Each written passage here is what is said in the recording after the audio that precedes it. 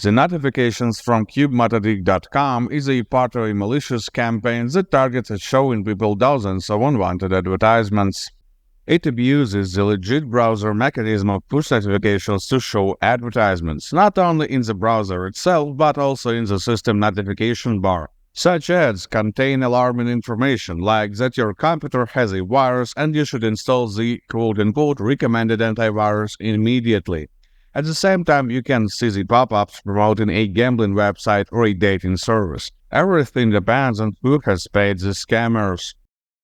Despite these pop-ups being nothing but false claims and ads of dodgy websites, there may actually be a malicious program running on your computer. It in fact can cause the appearance of these pop-up notifications. To scan the system for viruses, I recommend using GridInsert anti-malware. This advanced security tool will quickly find and remove any of the malicious or unwanted applications, and will also help you to stop the unwanted pop-ups. Download it by the link in the video description and run a standard scan. This will take around 5 minutes. You can also try to remove the push ads manually. The key reason why these pop-ups appeared is the permission to send notifications for the CubeMetadig.com website. To revert these permissions, go to the settings page of your browser and type notifications in the search bar. Here, go to Site Settings and click Notifications once again. That will open the list of websites that are allowed to send push notifications. Here you need to remove every single entry. Once done, just restart the browser for the changes to take effect.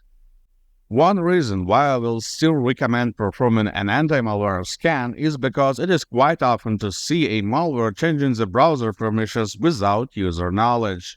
Manual removal will get rid of the issue for once, but just in a few hours the malware will get these permissions back, and the spam will start again. After the scan, click Clean Out to remove the detected malicious programs. I will also recommend you to reset browser settings, just to wipe the rest of malicious settings that the malware could have potentially set.